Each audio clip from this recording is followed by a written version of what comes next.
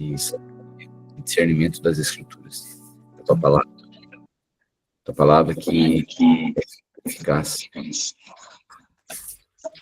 mas penetrante, Deus, que é uma espada de dois gumes. Divide aquilo que é da alma e aquilo que é do Espírito, que discerne, que provoca a interpretação das coisas que são de cima, da situação da terra, a diferenciação entre as coisas do alto e as coisas terrenas. Tua palavra, Deus, que é lâmpada dos nossos pés e luz para o nosso caminho. Tua palavra que é alimento, que nos nutre, que nos fortalece, que nos regenera. Somos gratos e pedimos a Deus, durante essa leitura devocional, mais revelação da tua palavra. Nós oramos em nome de Jesus. Amém e amém.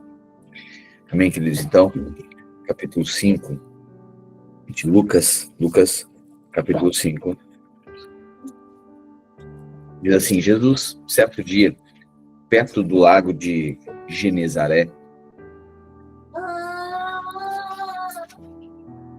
estava perto do lago de Genezaré e uma multidão o comprimia de todos os lados para ouvir a palavra de Deus. Então ele viu à beira do caminho, à beira do lago, 2 barcos deixados ali pelos pescadores, que estavam lavando as suas redes. Entrando em um dos barcos, o que pertencia a Simão, pediu-lhe que o afastasse um pouco da praia. Então sentou-se e do barco ensinava o povo. Tendo acabado de falar, disse a Simão: vá aonde as águas são mais fundas e lancem as redes para a pesca.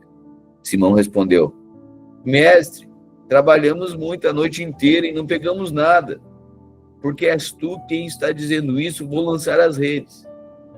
Quando fizeram, pegaram tal quantidade de peixes que as redes começaram a se romper. Então fizeram sinais aos seus companheiros no outro barco para que viessem ajudá-los. Eles vieram e encheram ambos os barcos, a ponto de começarem a afundar. Quando Simão Pedro viu isso, ajoelhou-se aos pés de Jesus e disse: afasta-se de mim, Senhor, porque eu sou um homem pecador. Pois ele e todos os seus companheiros estavam perplexos com a pesca que haviam feito, como também Tiago e João, os filhos de Zebedeu, que eram sócios de Simão. Jesus disse a Simão: não tenham medo, de agora em diante você será pescador de homens. Então eles arrastaram seus barcos para a praia, deixaram tudo e o seguiram. Amém. Aqui Jesus dá uma orientação, né, que constrange, a graça constrange. Pedro, ele, diante dessa graça de Jesus, ele fica tão constrangido que ele diz: olha, Senhor, eu não mereço, eu sou um pecador. Né? E aí Jesus disse: não, mas a partir de agora, eu te convido, né, a ser um pescador de homens. E o fato que fica em evidente aqui, duas situações evidentes aqui. Primeiro, essa pesca, esse milagre, né, essa multiplicação, essa pesca milagrosa, né? E eu estava recebendo aqui alguns vídeos da pesca da tainha. Tá tendo pesca da tainha, né? Agora ali agora o litoral ali de Santa Catarina. E assim, tá uma coisa assim, em proporções, dimensões grandiosas, assim, né? E aí eu tava vendo a alegria daqueles pescadores, das famílias que vivem disso, né? E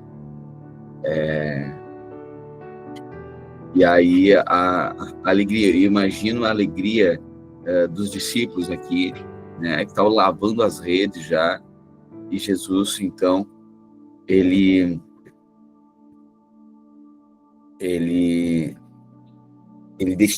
direciona, né, para que eles pescassem. Só que é interessante porque Jesus, ele disse: olha, vocês vão pescar agora, mas vocês vão para um lugar mais profundo.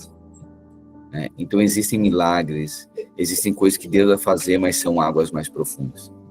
Nós experimentamos na margem, no lugar mais raso, a gente experimenta um nível de milagre, a gente experimenta um nível de multiplicação e de provisão.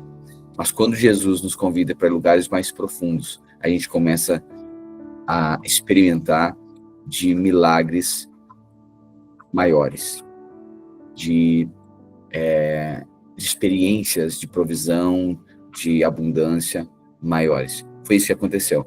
E aí Pedro, diante dessa graça, não merecia. Ele está consciente disso. Ele disse, olha, Jesus, a tua santidade, ela me constrange.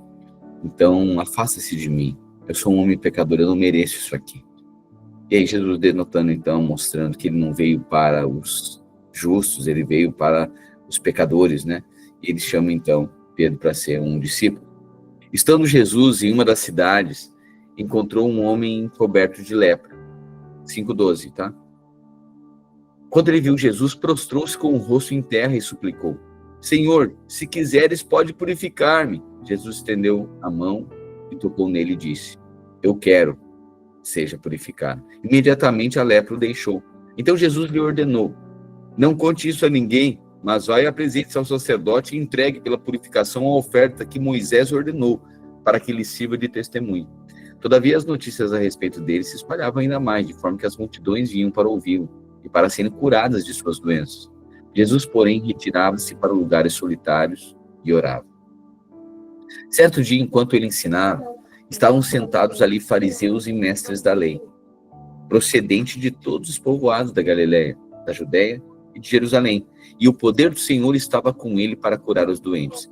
Eis que alguns homens... Um pouquinho.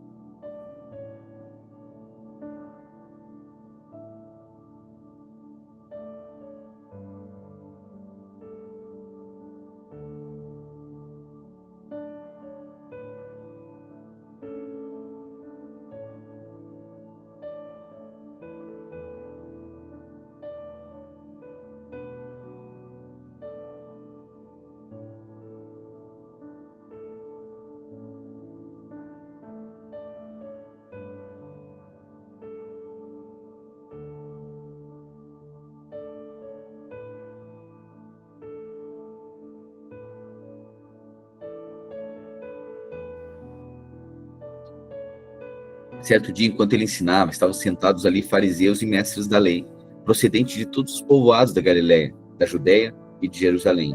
E o poder do Senhor estava com ele para curar os doentes. 18. Eis que alguns homens vieram trazendo um paralítico em uma maca e tentaram fazê-lo entrar na casa para posicioná-lo diante de Jesus.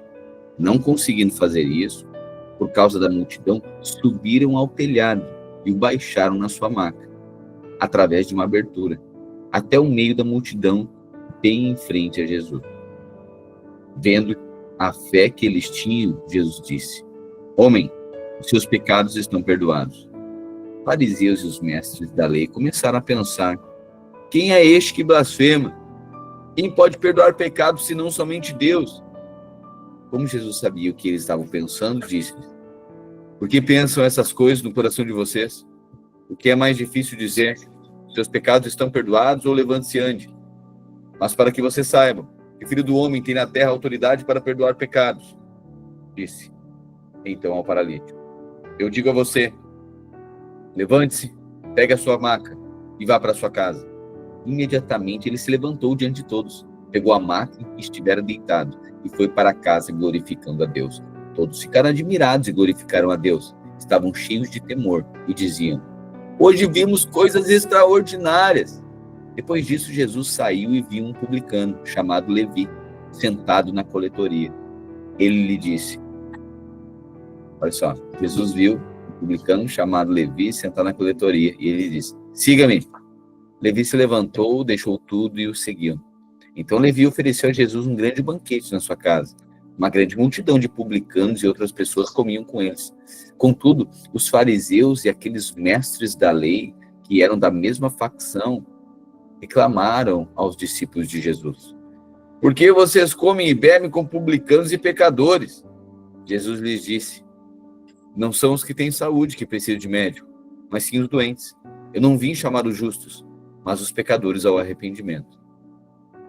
Eles lhes perguntaram: por que os discípulos de João jejuam e oram frequentemente, bem como os discípulos dos fariseus, mas os teus vivem comendo e bebendo?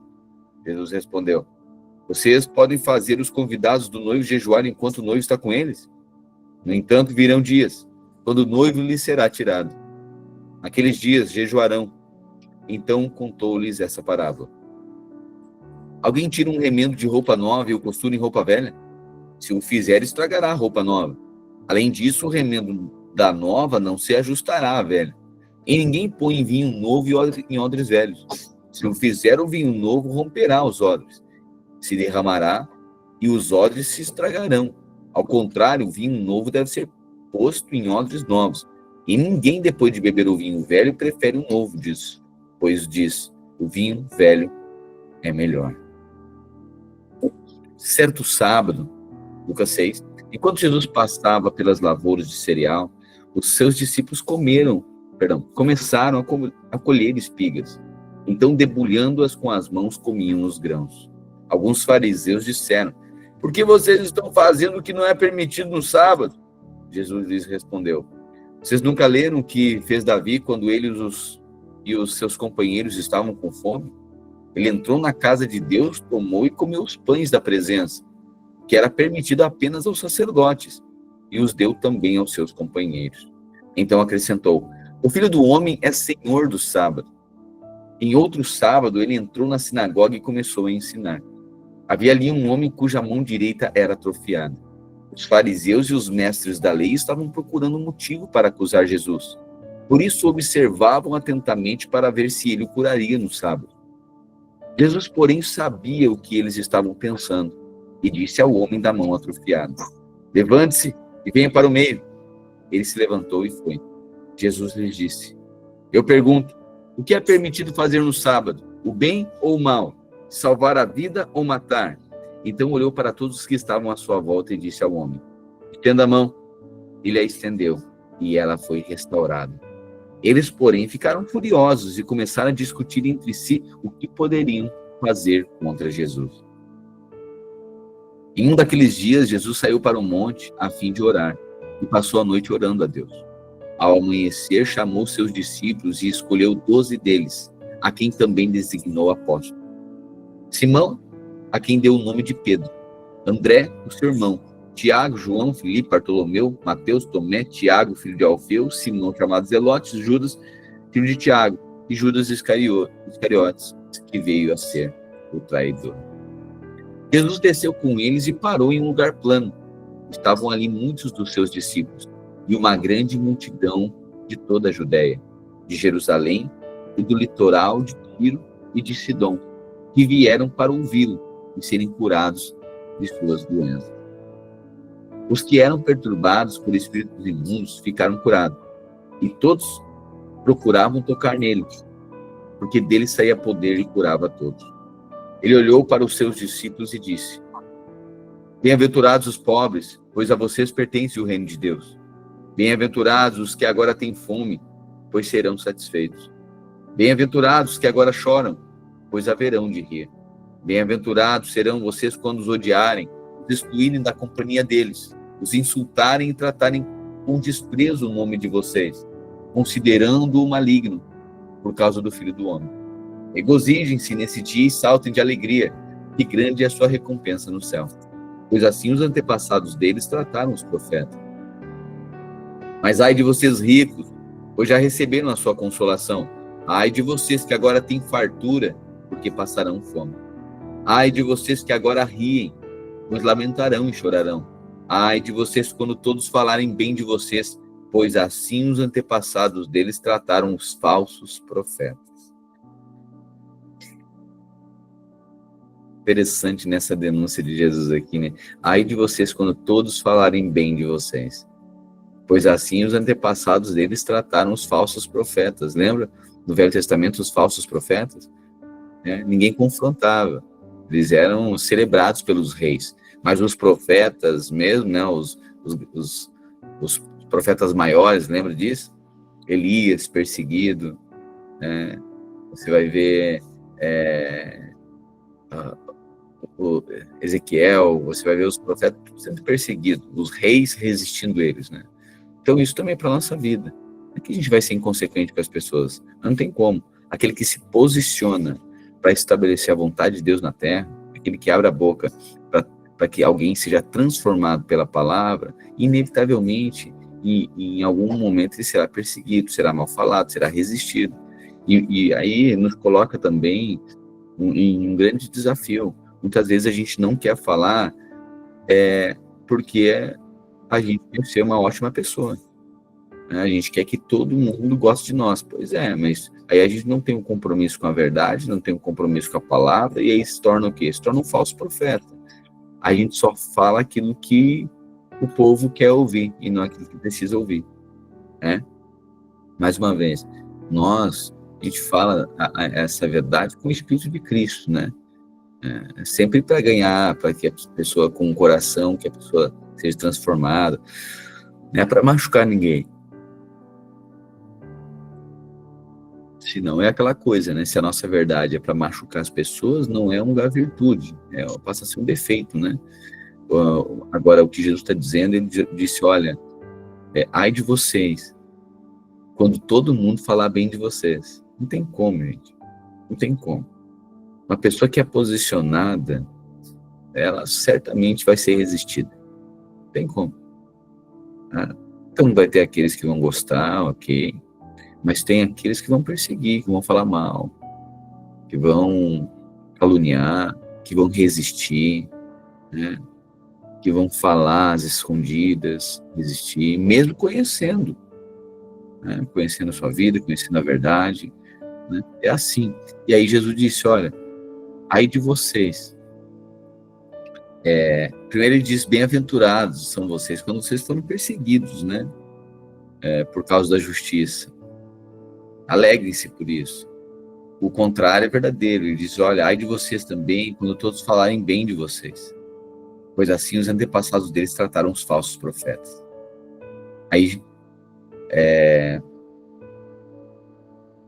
27, digo, porém, a vocês que estão me ouvindo, amem os seus inimigos e façam bem aos que os odeiam.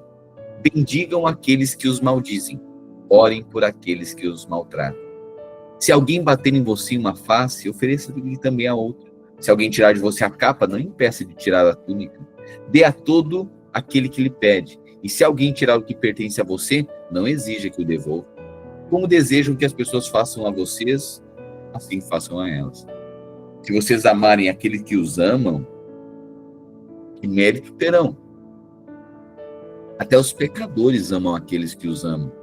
E se fizerem o bem àqueles que são bons com vocês, que mérito terão? Até os pecadores agem assim. Que mérito terão se emprestarem a pessoas de quem esperam devolução? Até os pecadores emprestam a pecadores, esperando receber devolução integral. Amem, porém, os seus inimigos. Façam-lhes o bem e emprestem a eles sem esperar receber nada de volta. Então a recompensa que terão será grande, e vocês serão filhos do Altíssimo, porque ele é bondoso para com os ingratos e maus. Portanto, sejam misericordiosos, como é misericordioso o Pai de você. Aqui, com esse sermão da montanha, né, que agora é relatado aqui em Lucas, é interessante, né, porque é uma contracultura. E essas respostas, né, esse comportamento, esse procedimento só é possível através de alguém que teve uma vida transformada. Não tem como. Vamos lá, o que Jesus está dizendo?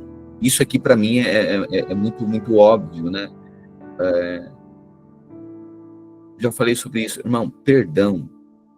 O que Jesus está dizendo, olha, perdoem, amem, bendigam aqueles que maldizem. Né? Dê uma resposta, sim, surpreendente, uma resposta que ninguém dá. É isso que Jesus está falando. Só que, para mim, essa é uma questão muito básica do Evangelho. Perdão, questão básica. E a gente perdoa quando a gente entende também o tanto que a gente foi perdoado. Né? Às vezes a gente diz, tá, ok, eu fui perdoado, tá, mas não quer perdoar. E às vezes é porque realmente a gente não se achava tão pecador assim. A gente não era tão ruim assim. Né? E aí Jesus tá falando, olha, vocês, que diferença tem, irmão? Que diferença tem? O ímpio, ele faz o bem para quem faz o bem para eles. Uma relação de coerência. Mas Jesus diz, olha, mas vocês carregam a minha natureza. A natureza do reino é aqueles que você, mesmo que alguém esteja falando mal, você permanece calado. Você não revira, não retruca, não persegue, não amaldiçoa, não corre atrás para se vingar. Amem aqueles que vos perseguem. Qual é a grande tentação? A gente se sentir injustiçado o tempo inteiro. A gente sentir que em algum momento a gente não foi reconhecido bastante, olha o que fizeram, né? Aí Jesus está dizendo, olha, amem, se tem alguém falando mal, abençoa. Ora por aquele que te persegue, né? Isso aqui que vai denotar se o nosso coração foi transformado. Agora, às vezes a gente, sendo um cristão, ele não consegue perdoar nem gente que errou conosco, que nem está nos perseguindo, só errado, imagina. Então Jesus está dizendo isso, olha, ainda que fossem os inimigos se perseguindo você, orem por eles. É um desafio para todos nós, né? Mas é assim que conhece alguém que nasceu de novo. E aí Jesus diz assim, 37, não julguem e não serão julgados. E aí você sabe que o julgamento aqui é juízo, né?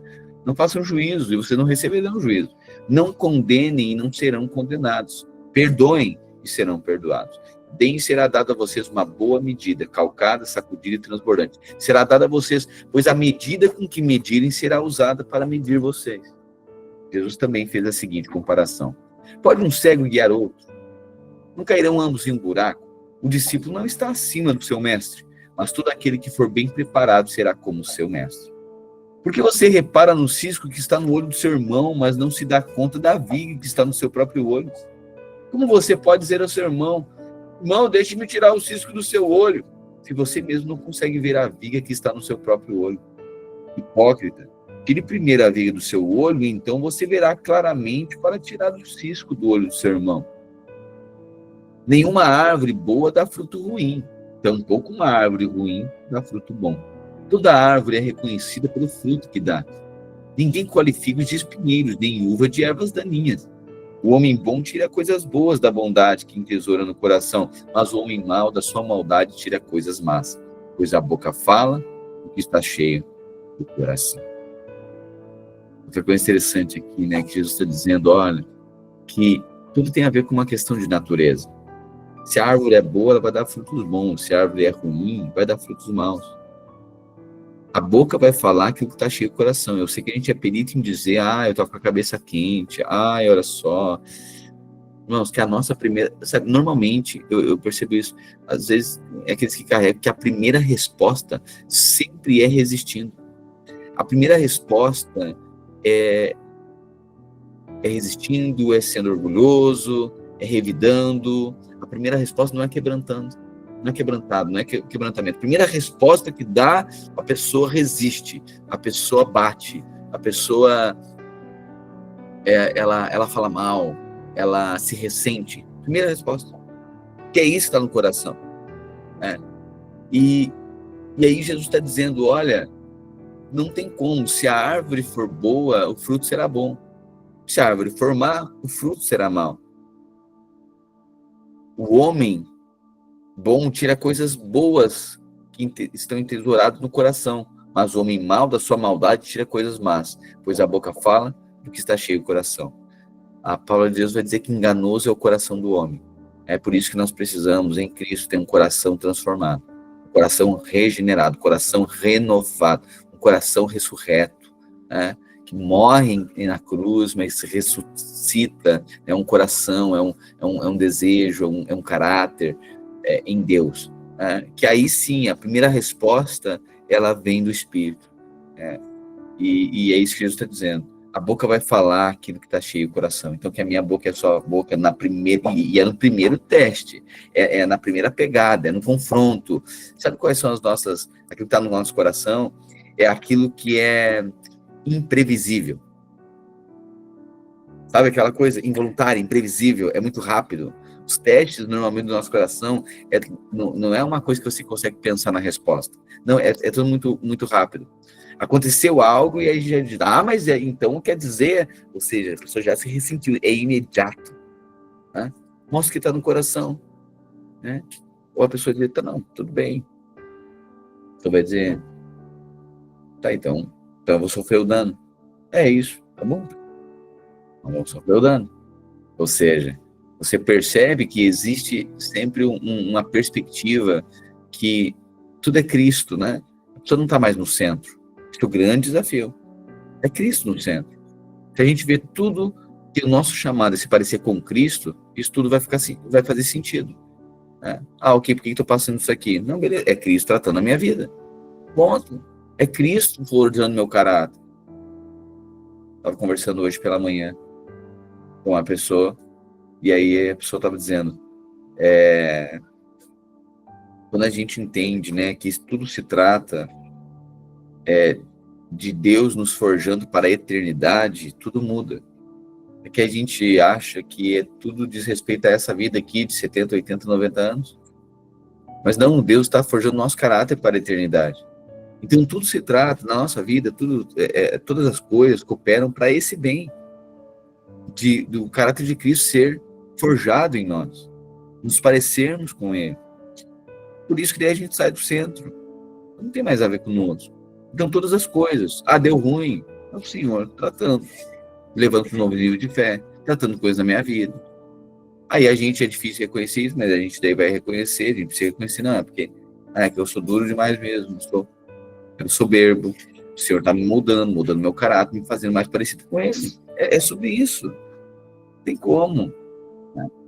Ok, Deus vai estar lá tratando outra pessoa também, pode estar tratando alguém, e aí, mas você sabe que na sua vida Deus também está tratando, levando você a níveis de dependência. Você a um nível de fé, né, diferente, seu coração sendo transformado. É isso que Jesus está dizendo.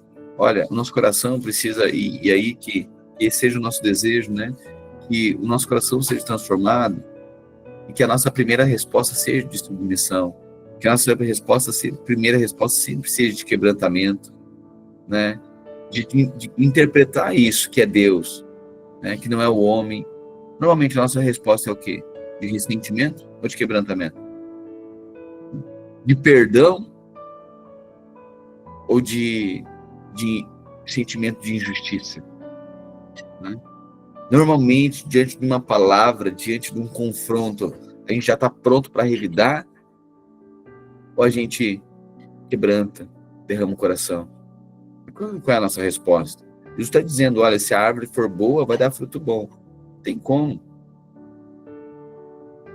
a gente ser uma árvore boa, mas o fruto que sai da boca, a maneira, a pessoa diz assim, não, mas olha só, eu quero Jesus, tá bom, eu quero Jesus, quero o caráter dele, Deus faz a sua obra em mim, tá bom, Deus vai fazer a obra. Aí o fruto disso é um fruto de ressentimento, é um fruto de inveja, é um fruto de injustiça, é uma praga, a comparação o tempo inteiro. Irmão, a comparação, sabe o que é? Quando a gente está no centro, a gente não está vendo Deus.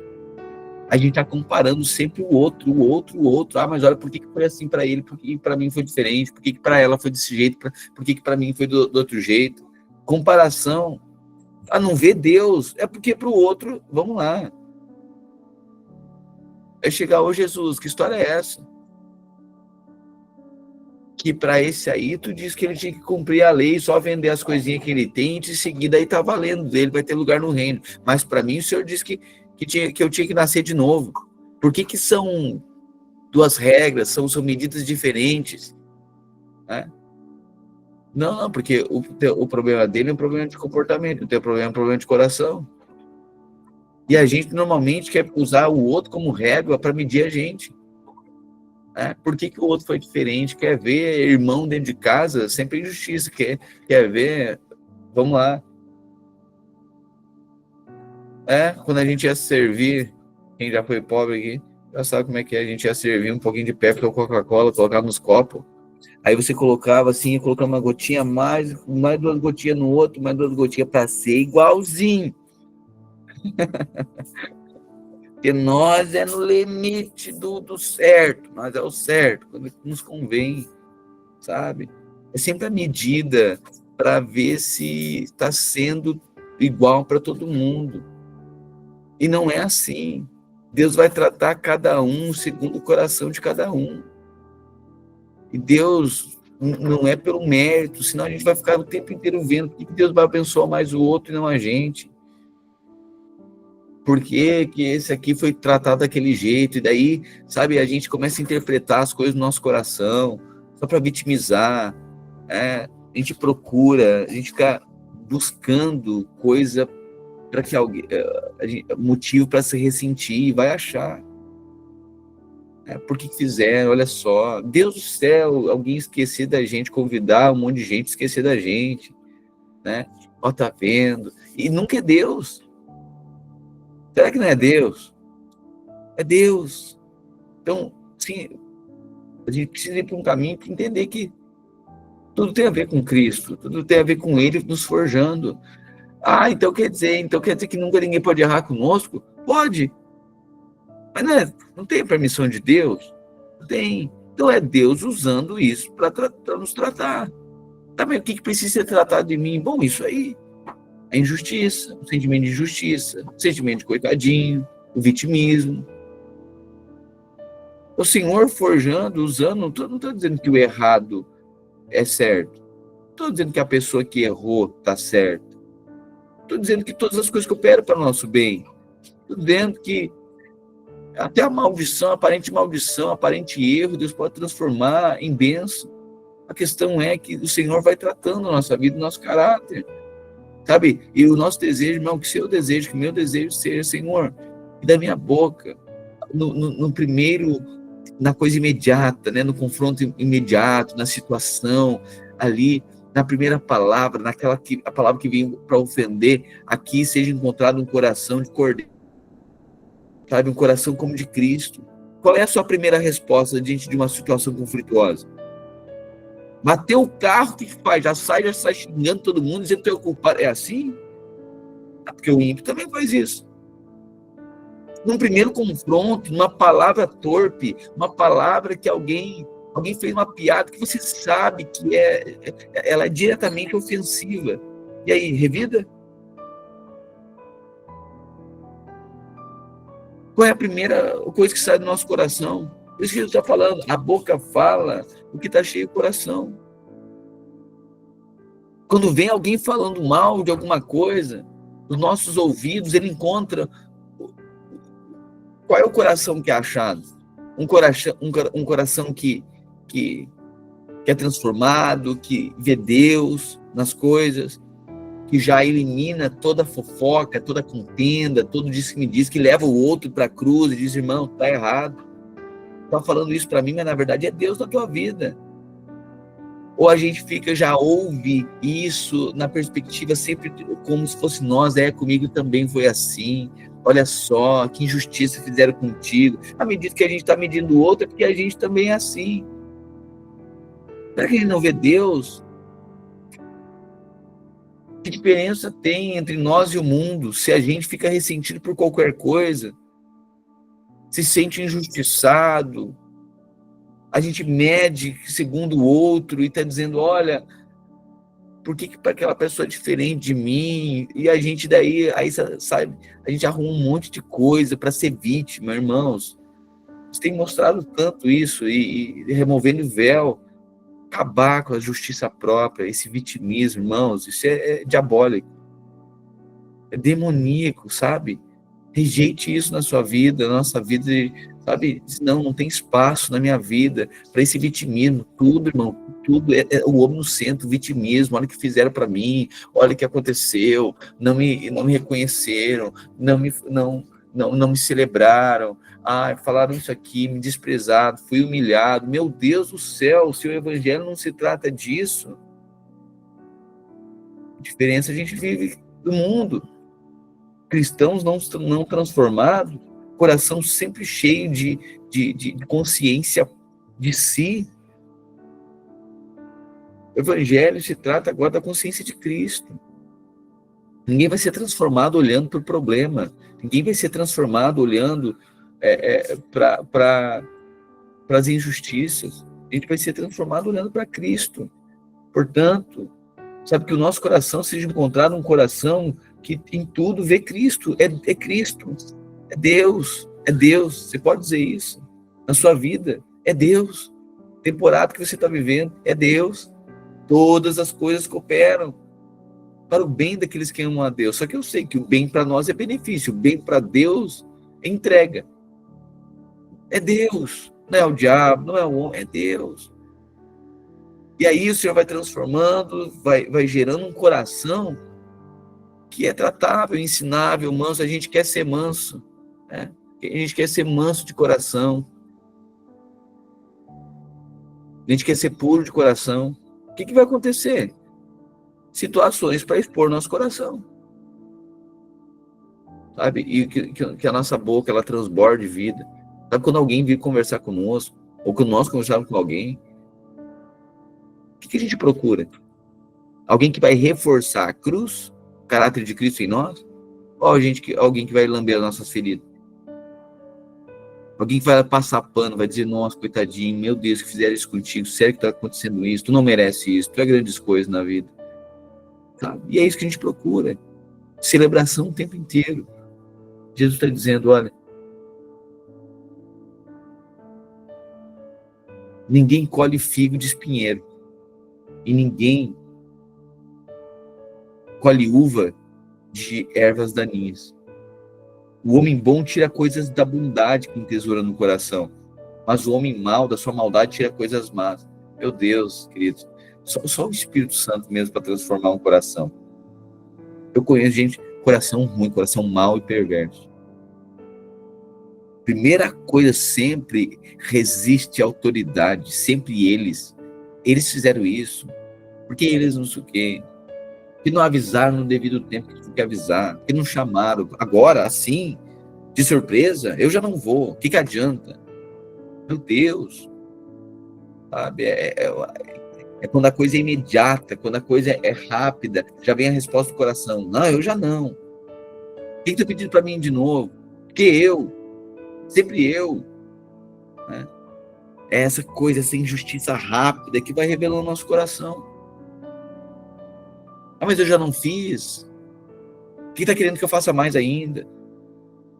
Então, o tempo inteiro é o coração. E aí mostra que se é Cristo que está no centro, ou se é o homem que está no centro o tempo inteiro. Aí Jesus diz assim, 46, por que vocês me chamam Senhor, Senhor e não fazem o que eu digo? Para quem que Jesus estava falando isso aqui? Para os judeus, né? E para quem que é hoje? Para nós. Por que vocês me chamam Senhor? Eu sou o Cristo de vocês, mas não ando desse jeito, não faz o que eu digo. Eu mostrarei a quem se compara aquele que vem a mim, ouve as minhas palavras e as pratica. Olha o que Jesus está falando. Vou mostrar para vocês como é que é. Vocês me chamam Senhor, Senhor, mas vocês não fazem o que eu digo. Então eu vou mostrar para vocês. Quem pratica é como um homem que, ao construir uma casa, cavou o fundo e colocou os alicerces na rocha. Quem ouve a minha palavra e pratica isso, tem bases sólidas. Quando veio a inundação, a torrente deu contra aquela casa, mas não conseguiu abalar, porque estava bem construído. Ou seja, quem é transformado por Cristo, quando vem um problema, quando vem a situação, quando vem uma reclamação, uma injustiça, a pessoa permanece firme em Cristo, em Deus. Aquele, porém, que ouve as minhas palavras, mas não pratica, é como um homem que construiu uma casa sobre o chão sem alicerce nenhum, sobre areia. No momento em que a torrente deu contra aquela casa, ela caiu e sua destruição foi completa. 7. Tendo terminado de dizer isso ao povo, Jesus entrou em Cafarnaum. Ali estava o servo de um centurião doente e quase à morte, a quem o seu senhor estimava muito. Este ouviu falar de Jesus e enviou-lhe alguns líderes religiosos dos judeus, pedindo-lhe que fosse curar o seu servo. Chegando-se a Jesus, suplicaram-lhe com insistência: este homem merece que lhes faça isso, porque ama a nossa nação e construiu a nossa sinagoga. Jesus então foi com eles. Já estava perto da casa quando o centurião mandou amigos dizerem a Jesus: Senhor, não te incomodes, pois não mereço receber-te debaixo do meu teto. Interessante, né? Os discípulos disseram para Jesus, Jesus, olha só, esse aí merece que tu visite ele e vá lá fazer um milagre. Esse aí merece, porque ele ama a nossa nação e construiu a nossa sinagoga. Então os discípulos estão avaliando o mérito. E o centurião era uma boa pessoa, fez investimentos na sinagoga, construiu a sinagoga, ama a nação, uma boa pessoa. E aí os discípulos estão dizendo, esse aí merece. Só que aí, quando estão caminhando para casa, o centurião diz para Jesus, Jesus, não te incomoda porque eu não mereço. Os discípulos estão dizendo, tu merece. E o centurião está dizendo, eu não mereço.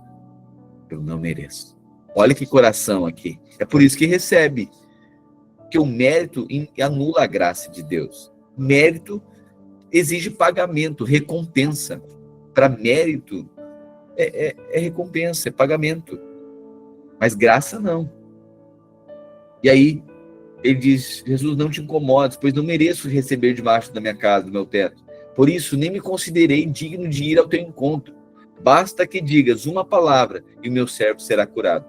Pois eu também sou homem sujeito à autoridade e com soldados sob meu comando.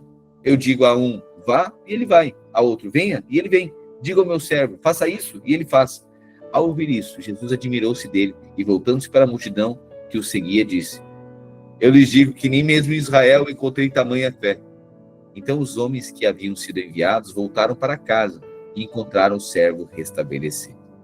Logo depois, Jesus foi para uma cidade chamada Naim. Os seus discípulos e uma grande multidão foram com ele. Ao se aproximar da porta da cidade, viu que alguém que havia morrido era carregado para fora da cidade, o filho único de uma viúva. Uma considerável multidão estava com ela. Ao vê-la, o Senhor se compadeceu dela e disse, não chore. Então aproximou-se e tocou no caixão, e os que carregavam pararam. Jesus disse, jovem, eu ordeno a você que se levante. O jovem sentou-se e começou a falar, e Jesus o entregou à sua mãe. Todos ficaram cheios de temor e louvaram a Deus. Um grande profeta se levantou entre nós, diziam. Deus interveio em favor do seu povo. Essas notícias sobre Jesus espalharam-se por toda a Judeia e regiões circunvizinhas. Os discípulos de João contaram-lhe todas essas coisas. João chamou 2 deles e enviou-os ao Senhor para lhe perguntarem, és tu aquele que haveria de vir ou devemos esperar outro? Quando chegaram a Jesus, aqueles homens disseram, João Batista nos enviou para te perguntarmos se tu és aquele que haveria de vir ou devemos esperar outro. Naquele momento, Jesus curou muitos que tinham males, doenças graves, espíritos malignos, e concedeu visão a muitos cegos. Então Jesus respondeu, voltem e anunciem a João o que vocês viram e ouviram. Os cegos veem, os aleijados andam, os leprosos são purificados, os surdos ouvem, os mortos são ressuscitados, e o evangelho está sendo pregado aos pobres. Bem-aventurado aquele que não tropeça por minha causa. Depois que os mensageiros de João foram embora, Jesus começou a falar à multidão a respeito de João. O que vocês foram ver no deserto? Um caniço agitado pelo vento? Se não, o que foram ver? Um homem vestido de roupas finas? Ora, os que vestem roupas esplêndidas e se entregam ao luxo estão nos palácios. Afinal, o que foram ver? Um profeta? Sim, eu digo a vocês, mais que profeta. Este é aquele a respeito de quem está escrito. Vejam, eu enviarei o mensageiro à sua frente. Ele preparará o seu caminho diante de você. Eu lhes digo que, entre os que nasceram de mulher, não surgiu ninguém maior do que João. No entanto, o menor no reino de Deus é maior do que ele. Todo o povo e até os publicanos, ouvindo as palavras de Jesus, reconheceram que o caminho de Deus era justo e foram batizados por João. Contudo, os fariseus e os peritos na lei rejeitaram o propósito de Deus para eles e não foram batizados por João. A que posso, pois, comparar os homens dessa geração? Continuou Jesus. Com que se parecem? São como crianças que ficam sentadas na praça e gritam umas às outras. Nós tocamos flauta, mas vocês não dançaram. Cantamos um lamento, mas vocês não choraram. Pois veio João Batista, que comia pão, não comia pão nem bebia vinho, e vocês dizem, ele tem demônio. Veio o Filho do Homem, que come e bebe, e dizem, aí está um glutão e beberrão, amigo dos publicanos e pecadores. Mas a sabedoria é comprovada por todos os seus discípulos. Convidado por um dos fariseus para jantar, Jesus foi à casa dele e reclinou-se à mesa. Ao saber que Jesus estava comendo na casa do fariseu, uma mulher pecadora daquela cidade trouxe um frasco de alabastro com perfume e se pôs atrás de Jesus aos seus pés. Chorando, começou a molhar os pés dele com as suas lágrimas. Depois ela os enxugou com os cabelos, beijou-os e os ungiu com perfume. Ao ver isso, o fariseu que o havia convidado disse a si mesmo, se esse homem fosse profeta, saberia quem está tocando nele e que tipo de mulher ela é, uma pecadora. Então Jesus lhe disse, Simão, tenho algo para dizer a você. Diz, mestre, respondeu ele. 2 homens deviam um certo credor. Um lhe devia 500 denários e o outro 50. Como nenhum dos dois tinha como que lhe pagar, ele perdoou a dívida de ambos. Qual deles o amará mais, Simão? Simão respondeu. Eu suponho que aquele a quem foi perdoada a dívida maior, né? Você julgou bem, disse Jesus. Em seguida virou-se para a mulher e disse a Simão, vê essa mulher? Entrei na sua casa, Simão, mas você não me deu a água para lavar os pés. Ela, porém, molhou os meus pés com lágrimas e os enxugou com o cabelo.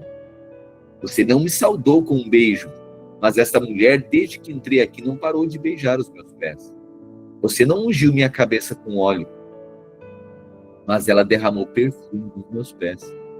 Por isso digo a você, ela amou muito porque seus muitos pecados lhe foram perdoados. Mas aquele a quem pouco foi perdoado, pouco ama. Então Jesus disse a ela, os seus pecados estão perdoados. Os outros convidados começaram a dizer entre si, quem é este que até perdoa pecados? Jesus disse à mulher, a sua fé a salvou, vá em paz. Depois disso, Jesus ia passando pelas cidades e pelos povoados, pregando o evangelho do reino de Deus. Os 12 estavam com ele e também algumas mulheres que haviam sido curadas de espíritos malignos e doenças. Maria, chamada Madalena, de quem havia saído 7 demônios. Joana, mulher de Cusa, administrador da casa de Herodes. Susana e muitas outras. Essas mulheres lhe serviam com os seus bens. Reunindo-se uma grande multidão e vindo a Jesus, gente de várias cidades, ele contou essa parábola. O semeador saiu a semear. Enquanto ele semeava, uma parte caiu à beira do caminho. Foi pisada e as aves do céu a comeram. Outra parte caiu sobre pedras, e quando cresceu, secou porque não havia umidade. Outra parte caiu entre espinhos, que cresceram com ela, e sufocaram a planta. Outra ainda caiu em boa terra, cresceu e deu boa colheita, de modo que produziu 100 vezes mais. Tendo dito isso, exclamou, aqueles que têm ouvidos para ouvir, ouça. Os seus discípulos perguntaram-lhe o que significava aquela parábola. Ele disse, a vocês foi dado conhecimento dos mistérios do reino de Deus, mas aos outros falo por parábolas, para que, apesar de verem, não vejam, e apesar de ouvirem, não entendam. Este é o significado da parábola. A semente é a palavra de Deus. Aos que caíram à beira do caminho são os que ouvem, mas logo vem o diabo e lhes tira a palavra do coração, para que não creiam e não sejam salvos. As que caíram sobre as pedras são os que recebem a palavra com alegria quando a ouvem, mas não têm raiz. Creem durante algum tempo, mas a abandonam na hora da provação. As que caíram entre espinhos são os que ouvem, mas ao seguir o seu caminho são sufocados pelas preocupações, pelas riquezas e pelos prazeres dessa vida, e não amadurecem. Mas as que caíram em boa terra são os que, com um coração bom e genuíno, ouvem a palavra e a retêm, e produzem uma colheita com perseverança. Ninguém acende uma lâmpada e esconde em um jarro, ou coloca debaixo de uma cama. Ao contrário, coloque em um lugar apropriado para que os que entram possam ver a luz. 17. Portanto, Não há nada oculto que não venha a ser revelado, e nada escondido que não venha a ser conhecido e trazido à luz. Portanto, considerem atentamente como vocês ouvem, pois ao que tem, mais lhe será dado. Ao que não tem, até o que pensa ter, lhe será tirado. A mãe e os irmãos de Jesus foram vê-lo, mas não conseguiram aproximar-se dele por causa da multidão. Alguém lhe disse: a tua mãe e teus irmãos estão lá fora e querem te ver. Ele respondeu: a minha mãe e meus irmãos são aqueles que ouvem a palavra de Deus e a praticam.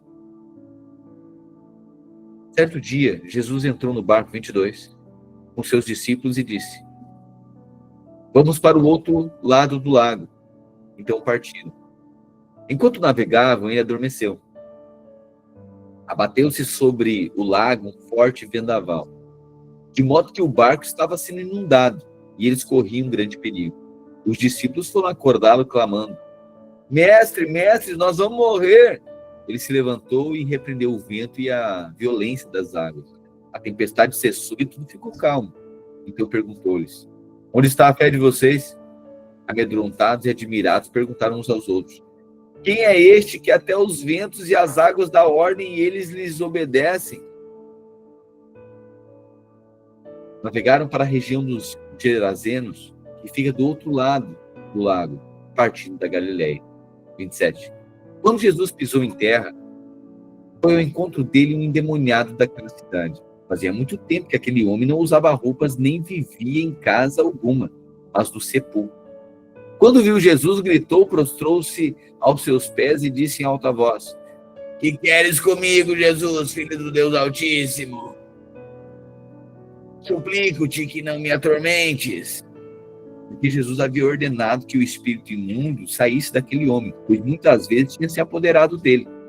De fato, mesmo com os pés acorrentados e as mãos algemadas, ele quebrava as correntes e as algemas, e era levado pelo demônio a lugares solitários. Então Jesus lhe perguntou: qual é seu nome? Legião, respondeu, porque muitos demônios haviam entrado nele. Estes imploravam a Jesus que não os mandasse para o abismo. Ora, uma grande manada de porcos pastava naquela colina. Os demônios imploraram a Jesus que lhes permitisse entrar neles, e Jesus lhes deu permissão. Saindo do homem, os demônios entraram nos porcos, e toda a manada atirou-se precipício abaixo, em direção ao lago, e se afogou. Vendo o que havia acontecido, os que cuidavam dos porcos fugiram e contaram esses fatos na cidade e nos campos. E o povo foi ver o que havia acontecido. Quando se aproximaram de Jesus, viram o homem de quem haviam saído os demônios sentado aos pés de Jesus, vestido e em perfeito juízo, e ficaram com medo. Uau! 36. Os que tinham presenciado essas coisas contaram ao povo como o endemoniado havia sido liberto. Então todo o povo da região dos Gerazenos suplicou a Jesus que se retirasse, porque estavam dominados pelo medo. Ele entrou no barco e regressou. O homem de quem haviam saído os demônios suplicava que o deixasse ir com ele, mas Jesus o mandou embora, dizendo: vá para casa e conte tudo quanto Deus fez a você. Então o homem foi e anunciou na cidade inteira quanto Jesus tinha feito por ele. 40. Quando Jesus voltou, uma multidão o recebeu com alegria, pois todos o esperavam. Então um homem chamado Jairo, líder da sinagoga, veio, prostrou-se aos pés de Jesus e implorou-lhe que fosse à sua casa, porque a sua única filha, com quase 12 anos, estava à morte. Estando Jesus a caminho, a multidão o comprimia. Havia ali uma mulher que padecia de hemorragia por 12 anos, mas ninguém podia curá-la. Aconteceu que ela chegou por trás de Jesus e tocou na borda do seu manto. Imediatamente a hemorragia cessou. Quem tocou em mim? Perguntou Jesus. Porque todos negavam, Pedro disse: mestre, a multidão se aglomera e te comprime. Jesus, porém, disse: alguém me tocou, pois sei que de mim saiu o poder. A mulher, ao ver que não conseguiria passar despercebida, veio tremendo e prostrou-se aos seus pés. Na presença de todo o povo, contou por que tinha tocado nele e como fora instantaneamente curado. Então ele lhe disse: Filha, a sua fé curou você. Vá em paz. Enquanto Jesus ainda falava, chegou alguém da casa de Jairo, o líder da sinagoga, e disse: A tua filha morreu, não incomodes mais o mestre. Jesus, porém, ouvindo isso, disse a Jairo: Não tenha medo, Jairo. Apenas creia, e ela será curada.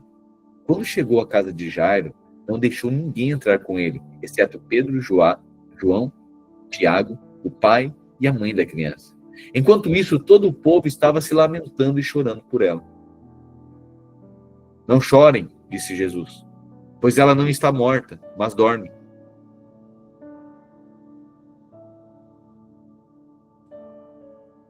Todos começaram a rir dele, pois sabiam que ela estava morta. Ele, porém, a tomou pela mão e disse: Menina, levante-se. O espírito dela voltou e ela se levantou imediatamente. Então Jesus lhes ordenou que dessem à menina alguma coisa para comer. Os pais ficaram maravilhados, mas ele lhes ordenou que não contassem a ninguém o que tinha acontecido. Reunindo os 12, Jesus deu-lhes poder e autoridade para expulsar todos os demônios e curar doenças. Então enviou-os a pregar o reino de Deus e a curar os enfermos. Ele lhes disse: Não levem nada pelo caminho, nem bordão, nem saco de viagem, nem pão, nem dinheiro, nem túnica extra. Na casa em que vocês entrarem, fiquem ali até partirem. Se não os receberem, saiam da cidade e sacudam a poeira dos pés como testemunho contra eles. Então eles saíram e foram pelos povoados, pregando o evangelho e curando pessoas por toda parte. Herodes, o tetrarca, ouviu falar de tudo o que estava acontecendo e ficou perplexo, porque algumas pessoas diziam que João tinha ressuscitado dentre os mortos.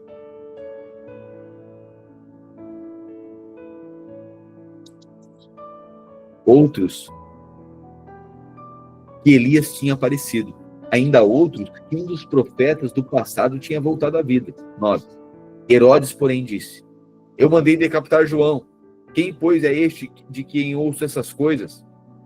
Então procurava vê-lo. 10. Ao voltarem, os apóstolos contaram a Jesus o que tinham feito. Então ele os levou consigo e se retiraram em particular a uma cidade chamada Betsaida. Mas as multidões souberam disso e o seguiram. Ele as acolheu e falava-lhes acerca do reino de Deus e curava os que precisavam de cura.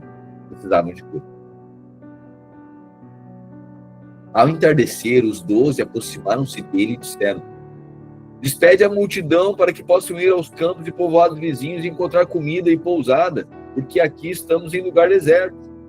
Ele, porém, respondeu: Deem-lhe vocês mesmos algo para comer. Os discípulos disseram: Temos apenas 5 pães e 2 peixes, a menos que compremos alimento para toda essa multidão, né? Estavam ali cerca de 5.000 homens. Ele, porém, disse a seus discípulos: Façam que se sentem em grupos de 50. Os discípulos assim o fizeram e todos se sentaram. Então Jesus tomou 5 pães e 2 peixes e, olhando para o céu, deu graças e os partiu. Em seguida, entregou-os aos discípulos, para que os servissem ao povo.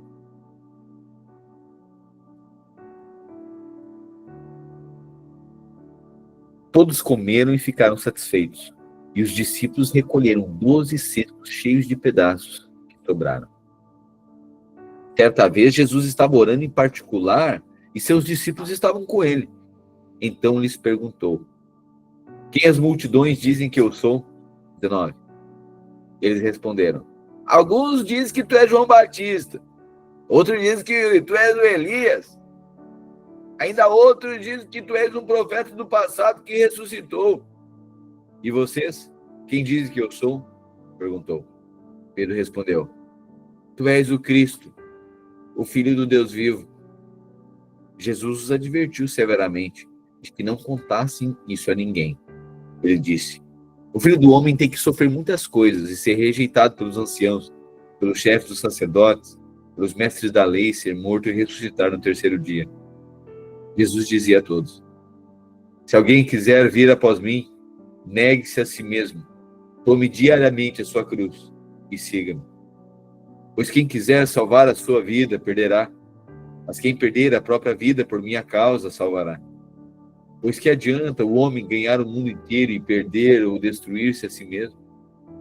Se alguém se envergonhar de mim e das minhas palavras, o Filho do Homem se envergonhará dele quando vier na sua glória, e na glória do Pai e dos santos anjos.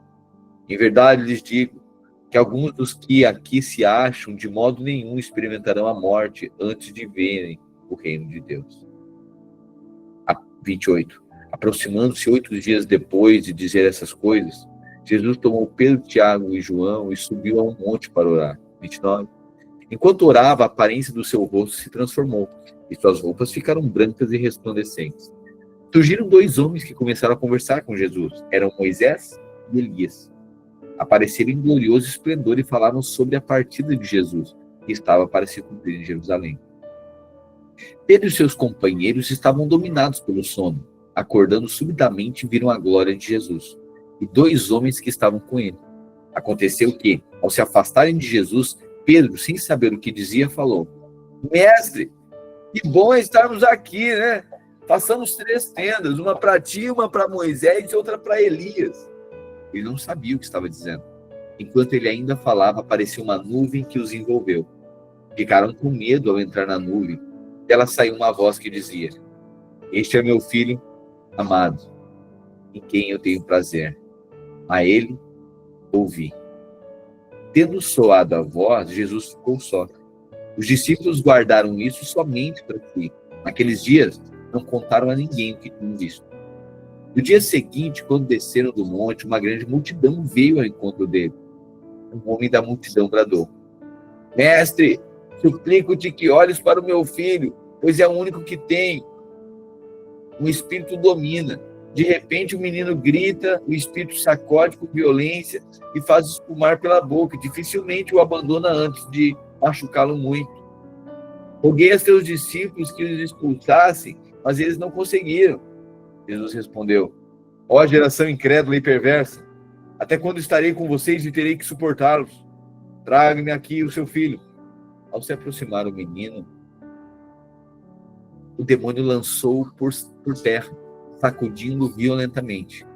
Jesus, porém, repreendeu o espírito imundo, curou o menino e o entregou de volta ao seu pai.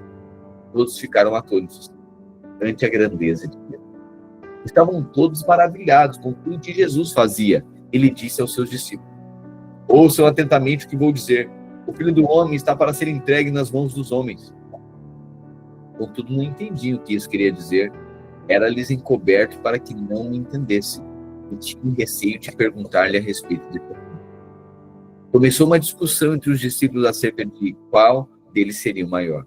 Jesus, conhecendo seus pensamentos, tomou uma criança e a colocou em pé ao seu lado. Então disse-lhes: Quem recebe essa criança em meu nome, recebe a mim. E quem recebe a mim, recebe aquele que me enviou.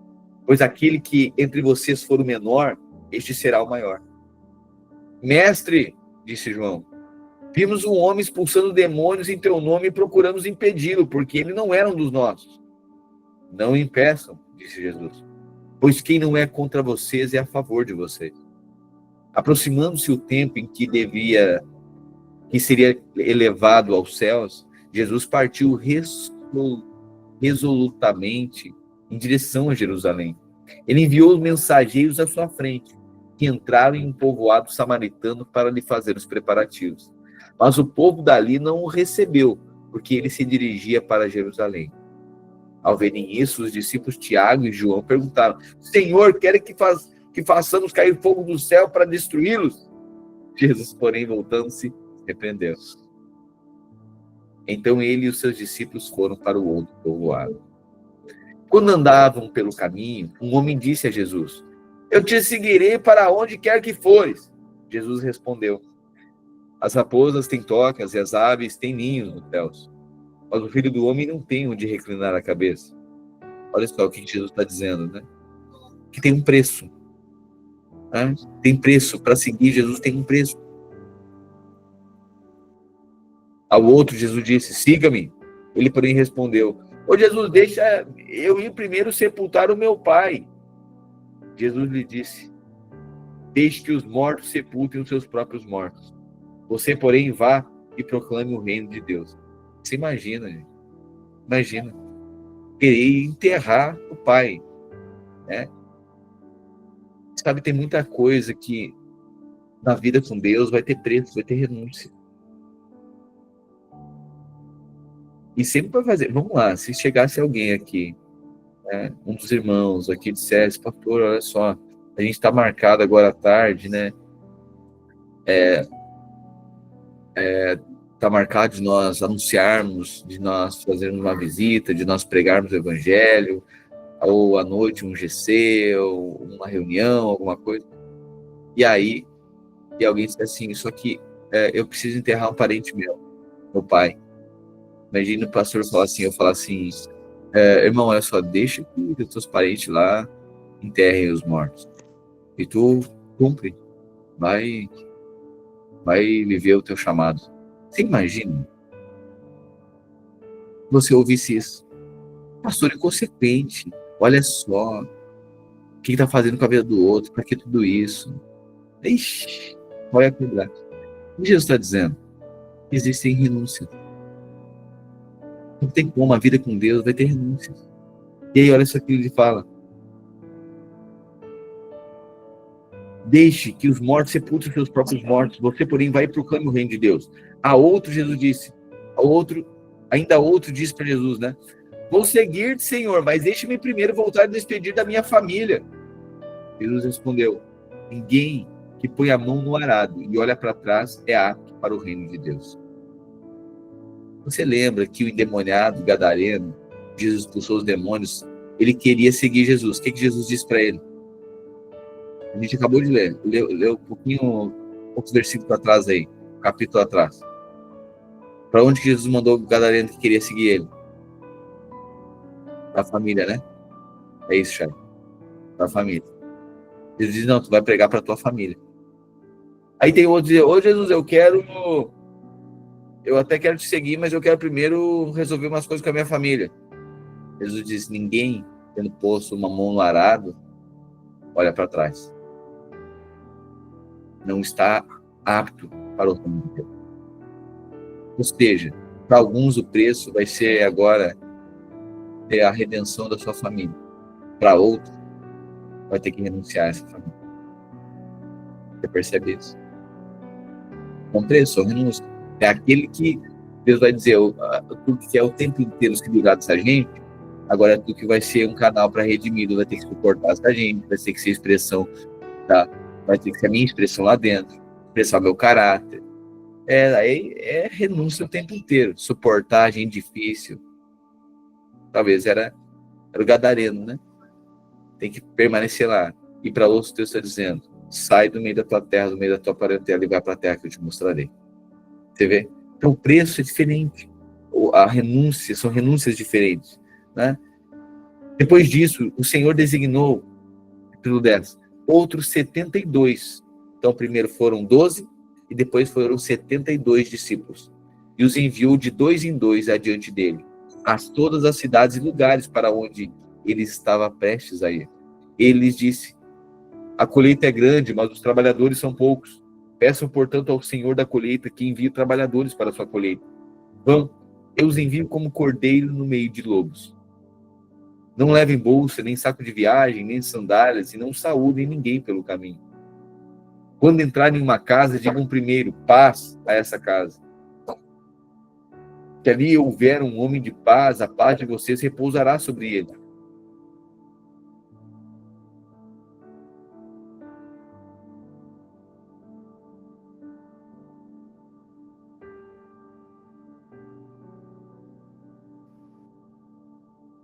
Fiquem naquela casa, 7. Perdão, 6. Se houver ali um homem de paz, a paz de vocês repousará sobre ele. Caso contrário, ela voltará para vocês. 7. Fiquem naquela casa e comam e bebam o que derem a vocês.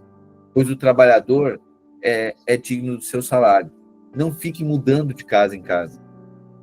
Quando entrarem em uma cidade e forem bem recebidos, comam o que for posto diante de vocês. Curem os doentes. Que ali houver, e diga-lhes, o reino de Deus está próximo de vocês. Contudo, quando entrarem em uma cidade e não forem bem recebidos, saiam por suas ruas e digam, até a poeira sua cidade que se apegou aos nossos pés, sacudimos contra vocês. Fiquem certos disso. O reino de Deus está próximo. Eu lhes digo que naquele dia haverá mais tolerância para Sodoma do que para aquela cidade. Ai de você, Corazim! Ai de você, Betsaida! Porque se os milagres que foram realizados entre vocês tivessem ocorrido em Tiro e Sidom, há muitos já teriam se arrependido, tentado em panos de saco e cinza. No juízo, porém, haverá mais tolerância para Tiro e Sidom do que para vocês. E você, Cafarnaum, será elevado até o céu? Não, você descerá até o inferno. Quem dá ouvido a vocês, dá ouvidos a mim. Quem rejeita vocês, me rejeita. E quem me rejeita também rejeita quem me enviou. Os 72 voltaram alegres e disseram: Senhor, até os demônios se submetem a nós em teu nome. Ele respondeu: olha, interessante, né? Que aqui os discípulos foram enviados, né? E aí, eles estavam curando gente, expulsando demônios. Então, assim, eles tiveram experiência com o poder de Deus. Isso é maravilhoso. A experiência com o poder de Deus é atrativa, é atraente, a gente celebra, é maravilhoso. Então, eles vieram testemunhar: Jesus, o Senhor nos enviou, a gente foi lá. Imagina, né? A gente foi lá no encontro, daí caiu endemoniado, daí nós expulsamos mesmo e tal. Pessoalmente cheio. De outra coisa, Jesus orei por um, também já foi batizado no Espírito. A gente veio cheio disso, né? O poder é maravilhoso. Os discípulos vieram contentes com isso. E relataram para Jesus: Jesus, deu certo. Ah, é? É. Até os demônios se submetem a nós em teu nome. Ele respondeu: vocês viram coisa poderosa acontecendo? Sim. Tá bom. Eu também. Eu vi Satanás caindo do céu como um relâmpago. Dei a vocês autoridade para pisarem sobre cobras e escorpiões e sobre todo o poder do inimigo. Nada lhes causará dano. Contudo, alegre-se não porque os espíritos se submetem a vocês. Ele diz o seguinte: a vida de vocês não se trate de ficar entretido somente com poder. É isso que Jesus está dizendo. Mas porque o nome de cada um de vocês está escrito nos céus. Naquela hora, Jesus, exultando no Espírito, disse: Eu te louvo, Pai, Senhor do céu e da terra, porque escondeste essas coisas dos sábios e cultos e as revelaste aos simples. Sim, Pai, pois assim foi do teu agrado. Todas as coisas me foram entregues por meu Pai. Ninguém conhece o Filho a não ser o Pai, e ninguém conhece o Pai a não ser o Filho, e aqueles a quem o Filho o quiser revelar. Então ele se voltou para seus discípulos e lhes disse em particular: Bem-aventurados os olhos que veem o que vocês veem, pois eu lhes digo que muitos profetas e reis desejaram ver o que vocês estão vendo, mas não viram, e ouvir o que vocês estão ouvindo, mas não ouviram. Em certa ocasião, um perito na lei levantou-se para pôr Jesus à prova e lhe perguntou: Ô mestre, que farei para herdar a vida eterna? O que está escrito na lei? Respondeu Jesus. Como você interpreta? Ele respondeu: Ame ao Senhor, o seu Deus, de todo o seu coração, com toda a sua alma, com todas as suas forças e com todo o seu entendimento, e ame o seu próximo como a você mesmo. Jesus disse: Você respondeu corretamente. Faça isso e viverá. Ele, porém, queria justificar-se e perguntou a Jesus: Quem é meu próximo? Em resposta, Jesus disse: Um homem descia de Jerusalém para Jericó, quando caiu nas mãos de assaltantes. Esses lhe tiraram as roupas, espancaram e se foram, deixando quase morto. Coincidentemente, um sacerdote descia por aquela estrada. Tendo visto o homem, passou pelo outro lado. De igual modo, um levita, quando chegou ao lugar e viu, passou por outro lado. Mas um samaritano, estando de viagem, chegou onde se encontrava o homem, e quando o viu, teve piedade dele. Ele se aproximou e lhe enfaixou as feridas. Depois de derramar vinho e óleo nelas, então colocou-o sobre o seu próprio animal, levou-o para uma hospedaria e cuidou dele. No dia seguinte, deu 2 denários ao hospedeiro e lhe disse: Cuide dele. Quando eu voltar, pagarei todas as despesas que você tiver a mais. Qual desses 3 você acha que foi o próximo do homem que caiu nas mãos dos assaltantes? Aquele que teve misericórdia dele, né? Respondeu o perito na lei. Jesus lhe disse: vá e faça o mesmo. 38. Caminhando Jesus e os seus discípulos chegaram a um povoado onde certa mulher, Marta, o recebeu na sua casa. Maria, sua irmã, ficou sentada aos pés do Senhor, ouvindo o que ele dizia. Marta, porém, estava ocupada com muito serviço. Então, aproximando-se dele, perguntou: Senhor, não te importa que minha irmã tenha me deixado sozinha no serviço? Diz a ela que me ajude. O Senhor respondeu: Marta, Marta, por que você está preocupada, inquieta com muitas coisas? Contudo, apenas uma é necessária, Marta. Maria escolheu a boa parte, e esta não lhe será tirada. Então, aqui Jesus revelando o que é o mais importante. Porque o procedimento de Marta estava errado. Não é que o trabalho, que oferecer algo estava errado. E o coração dela estava errado. Ela achava que seria bem vista por aquilo que ela fazia. Jesus mediria ela por aquilo que ela fazia. Mas é interessante, né? Porque, prioritariamente aqui, não é o serviço dela que estava incomodando. Ela não reclamou do serviço. Ela reclamou o que incomoda quando a gente está fazendo e tem outro descansando.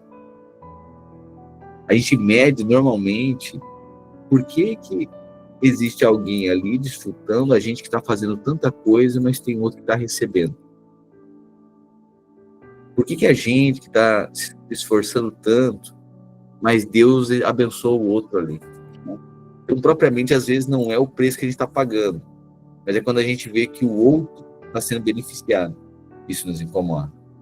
Aí Jesus está dizendo: olha, Marta, Maria, ela escolheu uma posição, a melhor parte. Ela escolheu estar aos pés do Senhor. Então, sobretudo na minha e na sua vida, o desejo de Deus é que nós estejamos plenamente conscientes dele. Mais do que fazer uma obra para Deus é amar o Deus dessa obra. Ainda que Jesus não desprezou, não repreendeu Marta por estar fazendo o que estava fazendo. Ele só estava ensinando que a melhor parte é desfrutar da presença dele. Amém? Que nosso coração seja achado nesse lugar, desfrutando da sua presença. E aí a gente vai poder dizer: olha o que a glória dele fez comigo. Amém? Olha o que a tua glória faz comigo. Amém? Amém? Senhor Jesus, te agradecemos pela tua palavra. E declaramos a Deus que a tua presença, a tua glória é o que nos transforma. E essa é a melhor parte. A melhor parte de tudo aquilo que podemos fazer para ti, Jesus. Sim, não é errado fazermos. É necessário. O que Marta estava fazendo era necessário. O Senhor não a repreendeu por isso. Só que existe de todo fazer, sabe, do procedimento, de entregar. Às vezes a gente está entregando muito, mas não entrega tudo. A gente está fazendo muito, mas está ocupado. Isso rouba a centralidade da vocação, do chamado, do chamamento. Sobretudo, o nosso chamado é para sermos aqueles que desfrutam da tua presença. Não é uma coisa ou outra. É perceber aquilo que é o mais importante. Às vezes a gente pode estar servindo uma equipe e não estar com o coração do Senhor. De nada adianta. A melhor parte está derramando diante da tua presença consciente. E aí sim, isso nos transforma e nos faz responsáveis. Deslivra-nos, ó Deus, de toda a religiosidade que busca um crachá para ter a sensação que está sendo aprovado pelo Senhor. Livra-nos, ó Deus, de um ativismo gospel. Na nossa vida também fazemos coisas para fugir dos teus pés. Ó Deus, nós sabemos que fomos chamados para entregar tudo. Especialmente o nosso coração. Porque sacrifício o Senhor não quer. oferta de manjar, oferta. O Senhor não quer. O Senhor quer um coração quebrantado e contrito. Esse o Senhor jamais vai desprezar. Coração que derrama na tua presença. Gente transformada pela tua glória. Jesus, nós desejamos que a tua glória seja vista na nossa vida. Isso é possível através dessa relação sincera diante do Senhor, dentro da sua presença. Quando nos alimentamos da tua palavra, ouvimos a tua palavra, somos transformados por ela.